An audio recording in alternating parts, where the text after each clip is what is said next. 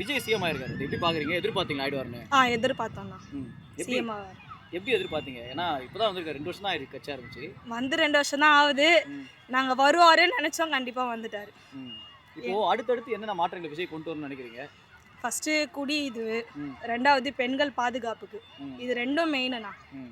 இது 2ம் மாத்தினாருன்னா எங்களுக்கு ரொம்ப சந்தோஷம். ம். இப்போ விஜய் ஆட்சியை பிடிச்சிருக்காரு. இது வந்து திமுக பண்ண தவறுனாலயா இல்ல விஜய் மேல இருக்க அந்த சினிமா கிரேஸ்னால போட்டுருப்பாங்க? திமுக இருக்க தவறுனால தான்ண்ணா. திமுக ஆட்சியில் இருக்கும் போது எதுவுமே எங்களுக்கு நல்லது செய்யல, ம். நாடை வந்து சரியா பார்க்கல, பெண்கள் பாதுகாப்புக்கு சரியா ரெஸ்பான்ஸ் இல்லாதனால வந்து அவரால் தான் வந்து ம். வந்தார். இப்போ விஜய்க்கு ஓட்டு போட்ட எல்லாருமே சொல்றது பெண்கள் பாதுகாப்பு வேண்டும் அப்படின்றதுதான். இப்போ விஜயோட ஆட்சியில மறுபடியும் பெண்களுக்கு ஏதாவது பிரச்சனை வருது வராதுண்ணா.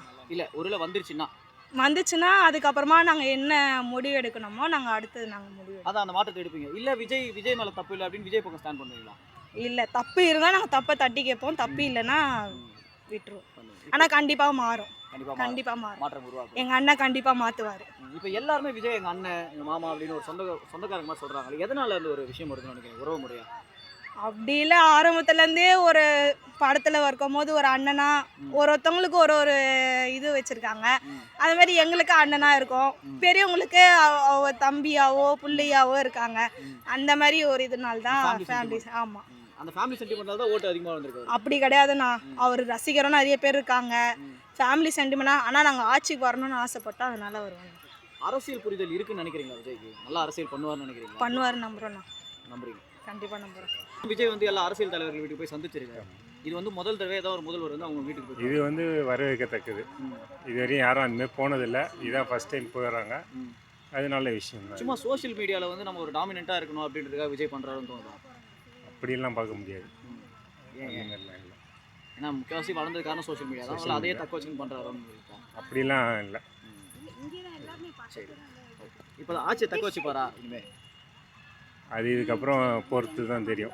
இப்போ டிஎம்கே வந்து லாஸ்ட் 5 இயர்ஸில் பண்ண விஷயங்கள் நிறையவே நல்ல விஷயங்கள் இருக்குது. எல்லாத்தையுமே தாண்டி விஜய் மேலே நிறைய மக்களுக்கு இது போன காரணம் என்னன்னு நினைக்கிறீங்க? ஃபஸ்ட்டு வந்து ஆனஸ்ட்லி வந்து ஃபேன் பேஸ் தான்.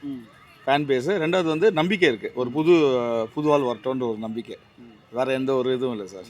ஃபேன் பேஸ் தான் மெயின். Fan base main. இன்னொன்று நல்லது செய்வார்னு ஒரு நம்பிக்கை. ஸோ திமுகவாக இருக்கட்டும் அதிமுகவாக இருக்கட்டும் நிறைய வாட்டி ஆட்சி அமைச்சிட்டாங்க. ஸோ ஒரு புது சான்ஸ் கொடுத்துருக்காங்க விஜய்க்கு, ஒரு யங்ஸ்டருக்கு. ஸோ அந்த ஒரு நம்பிக்கையில் அவர் கண்டிப்பாக நல்லது செய்வார்னு நினைக்கிறோம். இது வரைக்கும் 2 வருஷத்தில் ஒரு கட்சி ஆரம்பித்து ஆட்சியை பிடிச்சது கிடையாது எங்கேயுமே. ஆமாம், இவர் வந்து அதை பண்ணியிருக்காரு.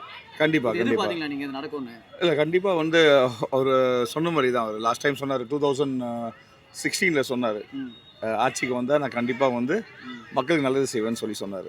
ஸோ எல்லாரும் எதிர்பார்க்குறோம், கண்டிப்பாக நல்லது செய்வார்னு நினைக்கிறோம். அவர் கொடுத்த வாக்குறுதியில் வந்து அந்த எலக்ட்ரிசிட்டி பில் வந்து சைன் போட்டு. ஆமாம், ஆனால் வந்து 500 யூனிட்டுக்குள்ளே இருக்கவங்களுக்கு தான் சொல்லியிருக்காரு. ஆமாம், அது வந்து வாக்குறுதியில் இல்லை. அதை எப்படி பார்க்குறீங்க?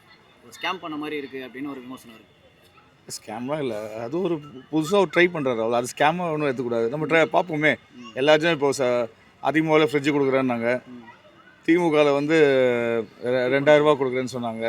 ஸோ இது ஸ்கேம்னு சொல்ல முடியாது. எல்லாரும் ஒரு இது கொடுக்குறாங்க. ஆக்சுவலி எல்லாருக்குமே 100 யூனிட் கரண்ட் ஃப்ரீ. கண்டிப்பாக வந்து 500க்குள்ளே இருந்தால் தான் 200 யூனிட் ஃப்ரீன்னு சொல்லியிருக்காரு. ஆமாம், ஆனால் வாக்குறுதி கொடுக்கும்போது அது இல்லை. இதை நீங்கள் எப்படி பார்க்குறீங்க? அதுதான் என்ன சொல்கிறது, ஒரு சேஞ்சு, ஒரு வித்தியாசமாக பண்ணணும்னு நினைக்கிறாரு. வேறு எதுவும் இல்லை. எல்லா அரசியல் தலைவர் வீட்டுக்கு போய் சந்திச்சிருக்காரு. ஆமாம், இது வரைக்கும் எந்த முதல்வரும் அந்த மாதிரி போனது கிடையாது. கண்டிப்பாக. எதனால் அப்படி பண்ணியிருப்பாங்க? இல்லை, ஒரு எக்ஸ்பீரியன்ஸ், அவங்ககிட்ட ஒரு எக்ஸ்பீரியன்ஸ் கெயின் பண்ணுறதுக்கு கூட போயிருக்கலாம். வேறு எந்த ஒரு நோக்கமும் இருக்காது. ஒரு எக்ஸ்பீரியன்ஸு, ஒரு நட்பு ரீதியாக கூட போயிருக்கலாம். ஏன்னா உதயநிதி ஸ்டாலின் வந்து படத்தில் இருக்கும்போதே அவர் ஃப்ரெண்டு தான். அதே மாதிரி முக ஸ்டாலின் சாருக்கு அவர் சொல்லியிருக்காரு ஏற்கனவே, விஜயோட ஒரு ஃபேன் சொல்லியிருக்காரு ஏற்கனவே. ஸோ அதுவாக கூட இருக்கலாம்.